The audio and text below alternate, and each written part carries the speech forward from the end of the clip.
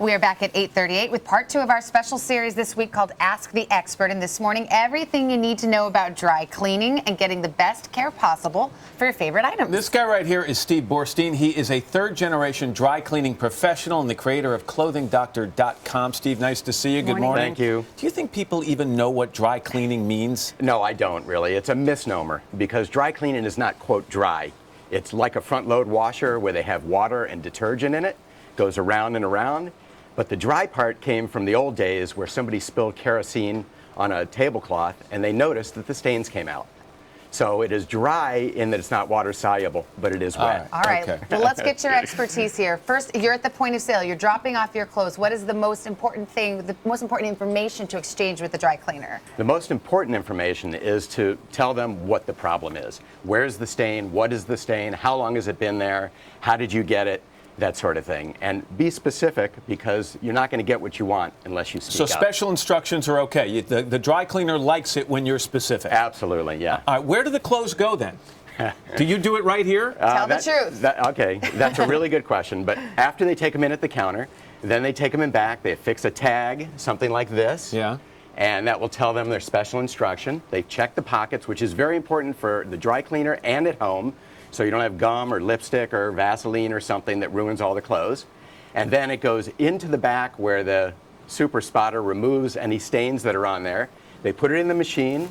It actually washes and dries in one cycle, comes out, gets re-inspected, goes to be pressed or finished and hand ironed if necessary.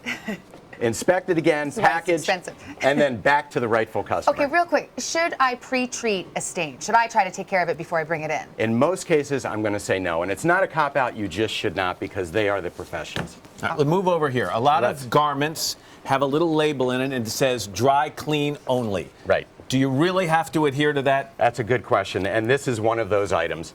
Is 93% silk. You know, the bottom line is if you're comfortable hand washing something, go ahead.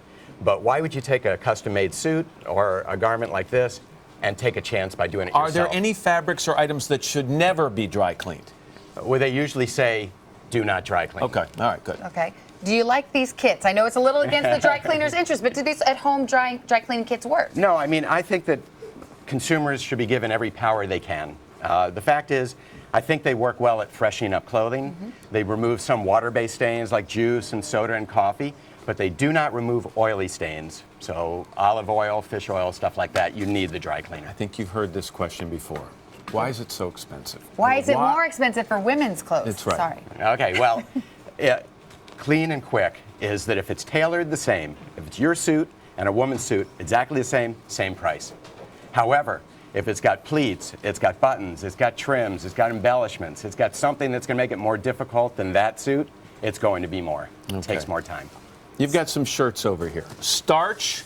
A lot of people like starch on a hanger. They like it really stiff. Does it damage the clothing? It does. Long-term, starch is not a good idea. However, if it turns out that you are someone that loves starch, then you should think about starch for 3 weeks, then 3 weeks washing without starch and let it flush out so that it doesn't turn the fabric brittle. Okay, and let's get real about if there's something damaged, you take it to the dry cleaner, it doesn't come back the way you think you dropped it off. Realistically, what will happen? Will dry cleaners refund your money? Will they pay for the item? It's like good restaurants and bad restaurants. Okay, a good dry cleaner is going to take responsibility if they did something improper, and they're going to pay you. A lesser dry cleaner is going to use a fair claims guide from the government. They're going to diminish the price based on the value of the garment based on age and condition. Final question. Savannah wanted to ask this. When you deliver something to her house that doesn't belong to her, does she get to keep it? Exactly. Sometimes. I ended up with an Issey Miyake raincoat in the same situation. You're not giving that back. And the customer didn't want it either. But it's really important, the dry cleaner, that you quickly return that so they can get it to its rightful owner. Definitely. I mean, you know, we try to do everything we can for the consumer. All right, Steve, thanks very much. Thank you. Appreciate it. We're going to wrap things up tomorrow with a professional pilot and things you need to know before your next flight. All right. Meantime, up next, is this normal? We are going to answer your questions when it comes to some odd habits you might have. But first, this is Today on NBC. Like keeping other people's dry